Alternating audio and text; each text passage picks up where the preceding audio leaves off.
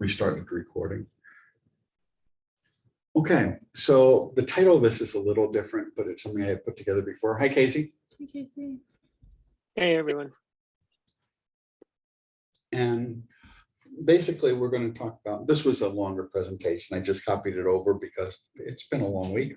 But in any case, we're going to focus on one aspect of this, which is using exams, creating two-stage exams.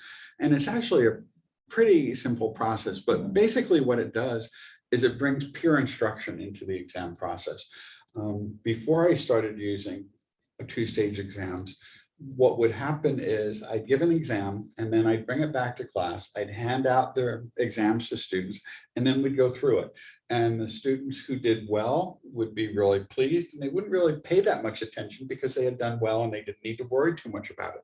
The students who did poorly would look at their grade and get really discouraged and not pay a lot of attention because they were discouraged and they were frustrated and upset and sometimes disappointed, sometimes angry because they were graded so harshly, etc. And what happens is that the two-stage exam process is something that was first developed, I believe, by Carl Wyman, and there's a lot of resources posted at the Carl Wyman Institute where he discusses this and lots of applications of this. And what it does basically, it brings in some peer instruction. And I know we've talked about this in many other sessions. Eric Mazur was one of the first people to really document the gains from peer instruction with his use of clickers. One of the problems when our students ask us for explanations, or we explain things to students, we explain them in ways that make sense to us because we have fairly well-developed understanding of the concept. We have lots of connections that we can rely on.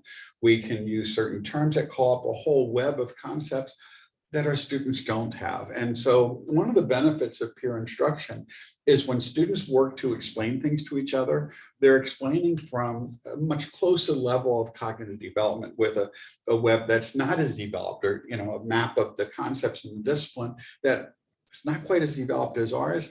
And once you know something and you understand it really well, it's often hard to understand what difficulty other people are having. There was a classic study that was done where a researcher gave people a list of, I believe it was 25 songs, and they had one of the participants tap out the rhythm of the songs. They were all well-known songs that most people would recognize. And then they asked the person doing that how likely it is that someone else would recognize a song based on the rhythm they were tapping out. And the people who were doing that, in general, estimated that there was somewhere around a 50–60% chance that people would be able to recognize a song from the rhythm pattern. And basically, when people were asked to guess a song based on that, the result was somewhere around random guessing. That basically hearing the pattern that someone was tapping out, because they were hearing it in their head, they understood it, they knew what the song was, they were hearing that song play in their head, but other people just heard a pattern that was in 4/4 time or 3/4 time or 6/8 time with some incidental beats. And they didn't have those same connections taking place. And it's just a really nice illustration of the curse of knowledge, that when you understand something really well, you have these connections, it makes a lot of sense to you, and it doesn't make as much sense to students who are at a lower level of development. And so one of the best ways to learn anything is by teaching it. And that's part of the goal of using a two-stage exam, that you have students explain things to each other as part of the exam process itself. And one thing that we do know is that the act of explaining concepts to other people not only helps you understand it a little bit better and reinforces your understanding, it makes it easier for you to make connections to new applications.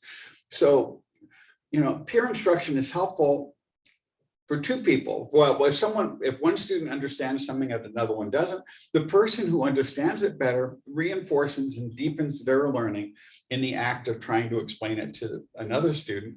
And the student who is listening to the explanation gets to hear it from someone with a similar level of understanding, who has a better understanding of some of the traps you can fall into when you're first trying to learn the material and so forth. And that is one of the reasons why peer instruction works so well.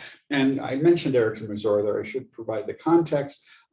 Eric Mazur, when he describes how he developed his two-stage polling process with the use of clickers, said that he was trying to explain the concept to students, and he was asking them clicker applications on it, and they kept getting it wrong.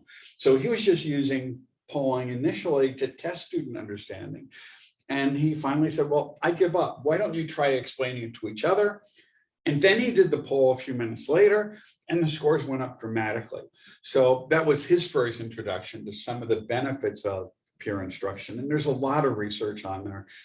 There was a study in, I believe it was chemistry class, I forgot where now, where there were both graduate and undergraduate TAs, and they used some type of standardized test at the beginning of they gave some type of pretest to everyone in the class at the beginning of the class and again at the end, not the instructor, but for all the students and the teaching assistants. And what they found, they gave the same test at the end. And then what they found was that the biggest gains in learning came for the undergraduate TAs who worked in assisting other students with their learning. The next bigger gain was for those students who worked with undergraduate TAs, and graduate students didn't have as much of an increase, in part because they came in with a higher initial baseline score. But the other thing was the students who work with undergraduate TAs actually gain more in knowledge than the students who work with graduate TAs. And the argument is generally the same, that cursive knowledge may make it harder for grad students to explain things in ways that undergraduates can understand. So that's the motivation for trying this two-stage exam process. And the way it works basically is that each student first takes the exam individually, typically in class, although in 2020, I shifted to an online environment, but you give the exam to each student in either in the first part of class, if you have a long enough class period, or on one day where you give it. Because the class where I've used this, it meets for 55 minutes.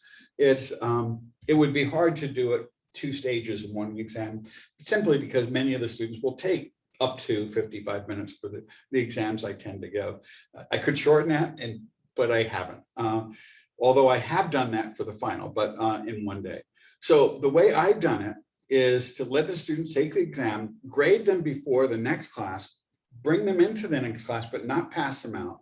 And then at the second stage, again, this could be in the same day. You could give everyone the exam and give them let's say 2/3 of the time for their initial attempt at it. And then you break the students up into groups of 3 or 4 students who then, and these could be, if you have other group work in the class, it could be the same groups that you use for persistent work so that they've already formed a good relationship. And if you have designed relatively balanced groups within your class, it makes it a bit more equitable at this stage. So then what happens is the same exam, either the whole exam or a subset of the questions. And what I've tried to do is having graded the exams already, I know how people did on what questions they did well. And if I find a question that everyone got, basically, I won't include that on the second stage because I've already graded that and I can see that.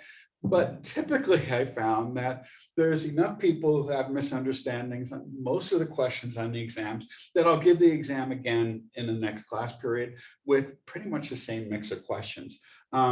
And then I have them submit a group response and they sit there together and they work through it as a group.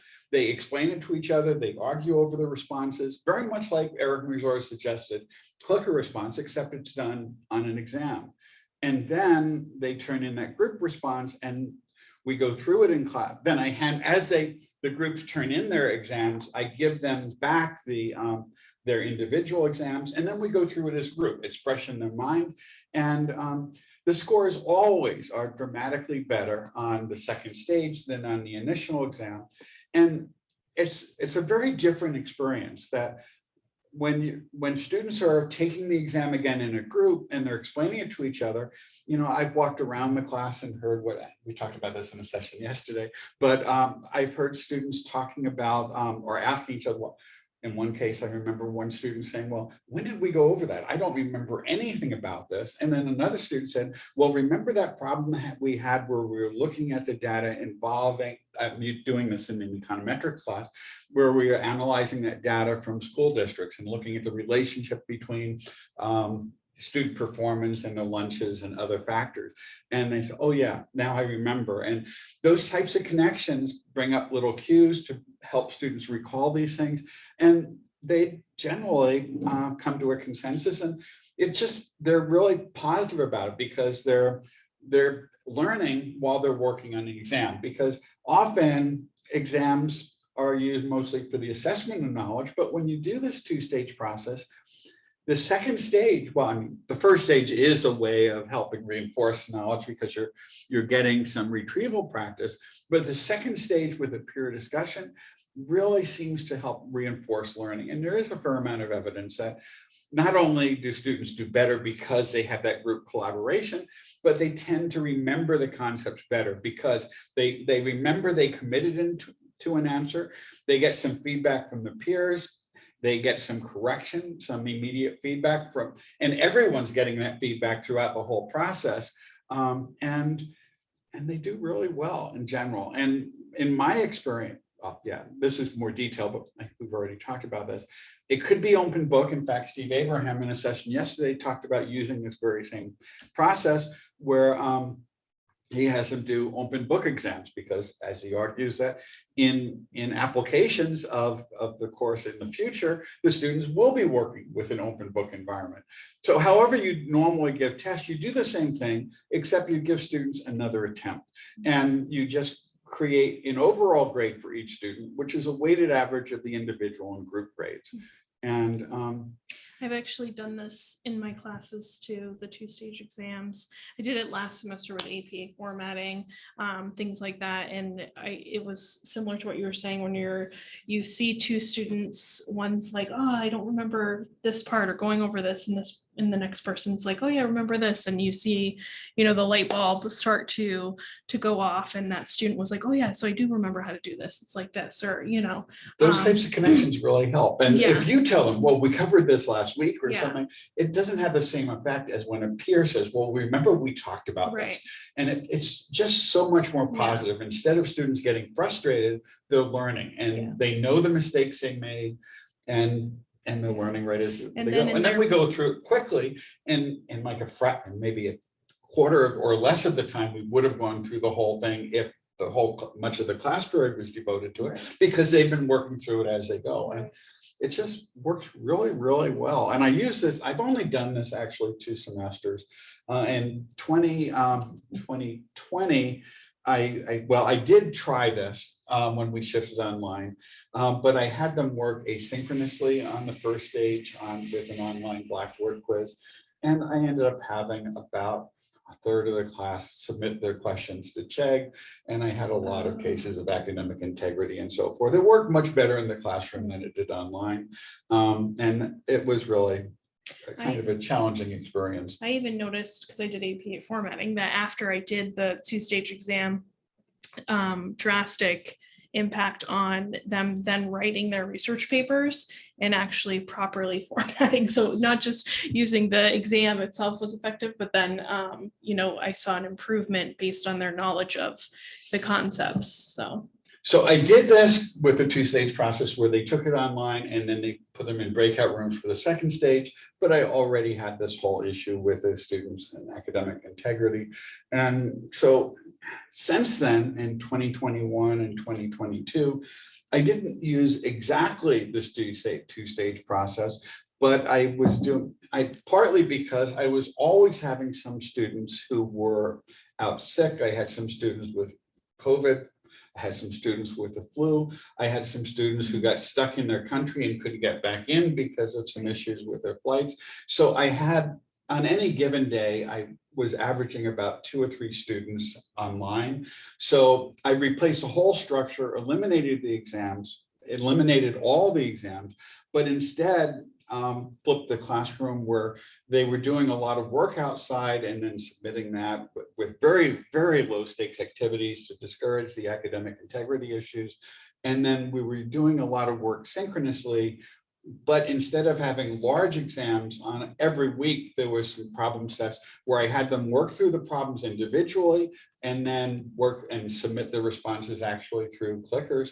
But they were fairly complex problems. I'm sorry, not through clickers, using a Google form. And then I had them work as a group and do it. So in a sense, I was doing the same sort, and I had a grade that was an average of the two, but essentially it was like a low stakes exam every week that was done synchronously, but as a two-stage process.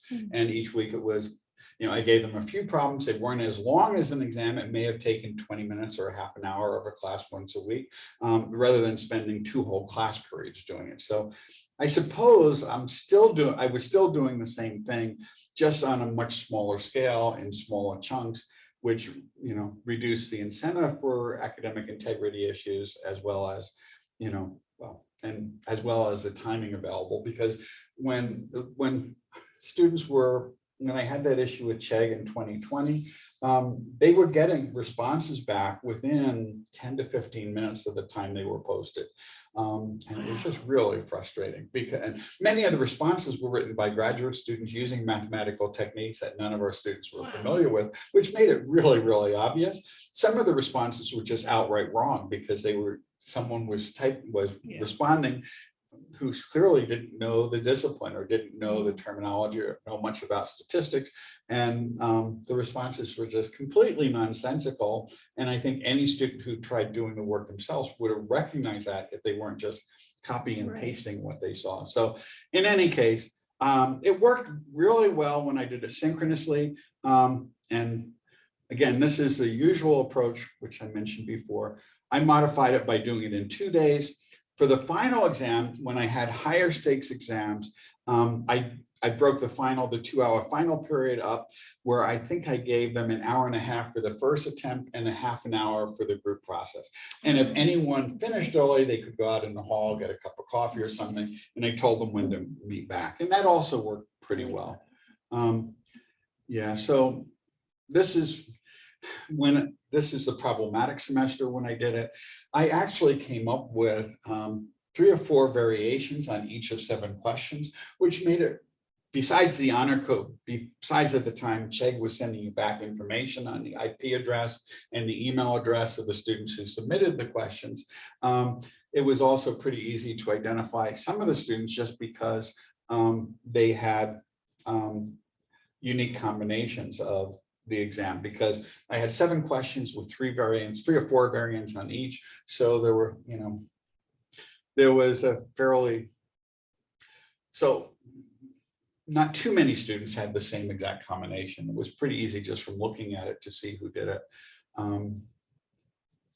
So in that, when you're talking about the final exams, so when you did the first half, you were grading it while they. So yeah, I was actually grading them as they came in. But did I have all of them graded? I think I might have, because there's always one student who takes that extra 20 minutes or so. Right. Was that one of your big classes too? Or? That class was those classes generally are about 30 to 35. Oh, okay. So relatively small. 300, 400 persons. No. Like, oh no. And many of the questions, it was pretty easy to grade quickly. So yeah. But in any case, that's the 2-stage process, or that's how I've used it. I really liked it. And if I do go back to higher stakes exams and I can get students all in the room at a time, I'd like to try that again. But it was pretty clear from the very beginning that that wasn't going to work last semester, especially when I had a student stuck outside the country. I think he was in Pakistan, and he was coming in over Zoom, for quite a few weeks at the beginning. So maybe I'll have all my students back in the classroom again, but that has not been the norm since 2020, at least in my classes. Yeah. Thoughts, reactions? We can stop I don't think I have really much more. I had some other things on a different topic, but this is just on 2-stage exams. And let me stop the share. So one thing that I have done for the last 2 semesters, which I don't know, I have mixed feelings about it. Be interested to get your feedback. Is I guess I've been doing a 2-stage exam in my final exams, where I tell the students the first hour of the final is collaborative. You guys can talk with each other as much as you want. Just don't use your notebooks. Just use each other's resources. And I've gotten the reason I did it the second time is because I thought the first time was so positive. Hearing the students, I'm like, oh my gosh, they're teaching each other. Right. Yes. This is actual learning, and they're not talking about what's going on, on Netflix or whatever. They're Right. actually talking science, and you're teaching each other. But then I realized that by doing this, students that would have been like me, that as a student get stressed. There are students that get stressed about working with others and on all of that. So then I've been worried about it. So I made the first half collaborative, and then the second half, everyone's got to split up again and then Do it individually. I Yeah. don't know if you have any thoughts on that. I've done it twice this way. I don't know. It's an interesting twist. It's sort of like the flip of this. The advantage, I think, of having students do it individually is it does give an assessment of the individual learning in ways that doing it the other way might not. And also it makes them commit to an answer, because my concern would be, with doing the collaborative part first, is that students who were not as confident would just essentially adopt the consensus responses or approaches. Right. And having them, some of the best discussions were when they were disagreeing about the approach. And I'm not sure that would happen as much if they were doing it, because people, students would know that some people are doing better, have better understanding, and they might rely a little bit more on their arguments. So I kind of like it the other way, just because you do get to that main component is their individual learning, but there's still that learning in the second stage. But either way, you got that teaching each other, and in a sense it makes it a bit higher stakes when in the first stage when well, depending on how you weighted the 2 components. Yeah, and again, I do sort of improvisational things like this, I guess, and I don't have the quantification to back up what I did. But literally the first time I did it, it was the first semester back from the pandemic, and the students were really stressed about the exam. Yes. I could just hear them talking in the background as we were getting ready for the exam. And so I just decided on the spur of the moment, you guys, how would you like the first hour to be collaborative? And we love it. And so that's what I did. And I didn't do anything with the weighting. I just said, first half is collaborative, second half will be on your own, and whatever score you get. It's just So I hadn't thought about weighting it, but maybe that's something I should consider if I keep doing it. Well, and some people weight the halves equal, it rate each part equally, which would be equivalent. It's worked really well. And again, if I could rely on people not using other resources online to do it, I would have done it the last 2 years. There was something I was going to add to this, and I'm tired, so it slipped.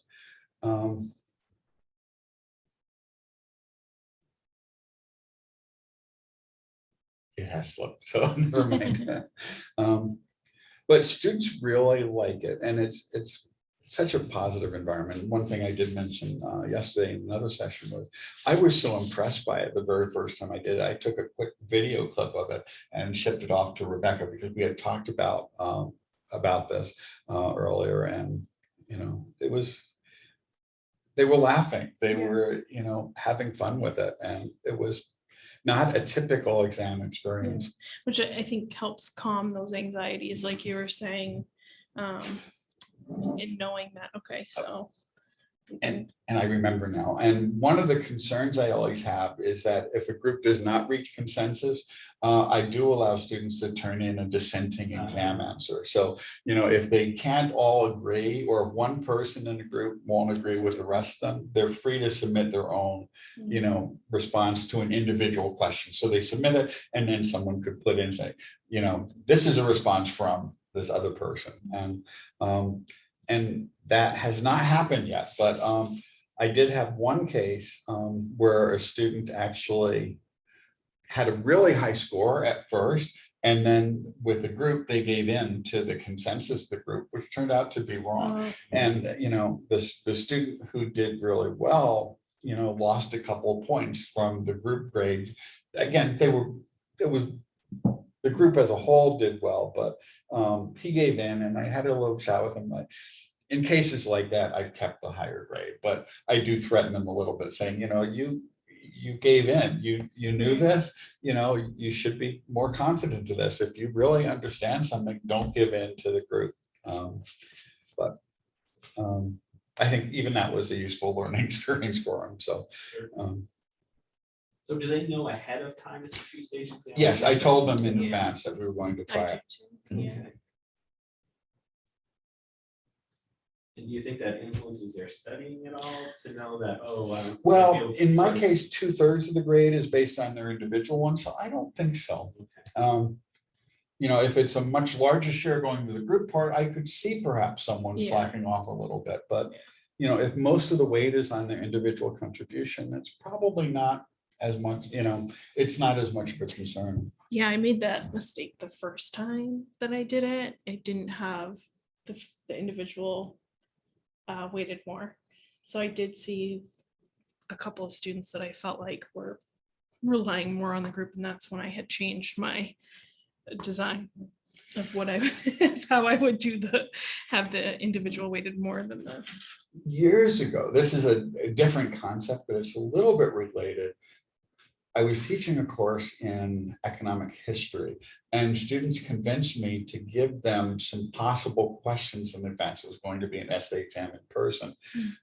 And they were going to have to, well, I think they were going to have to answer 3 questions, but I gave them something like 20 potential questions, and I selected randomly 3 from those, and that became their exam. And I got the worst performance on the exam of any other exam in that class. And I think what happened is they thought it was going to be easier because they saw the questions. Right. That was right. And I don't think they spent that much time working through it. Or it was the second exam out of 3 in the class, or out of 4 in the class. And by far they did worse on that with the questions and events. I think it was they just allocated less time because, again, they thought it was going to be easy because they knew the questions, but it turned out they didn't really prepare well enough to do that. So, oh well. Okay, well, we should get out of this session. Hi, Brenda, we're going to have to shut down for a bit. The next session will be starting in a minute, but we've got to exit the chat right here. Oh, and Casey gave a group final exam a few times. Good. Okay. Stop the recording.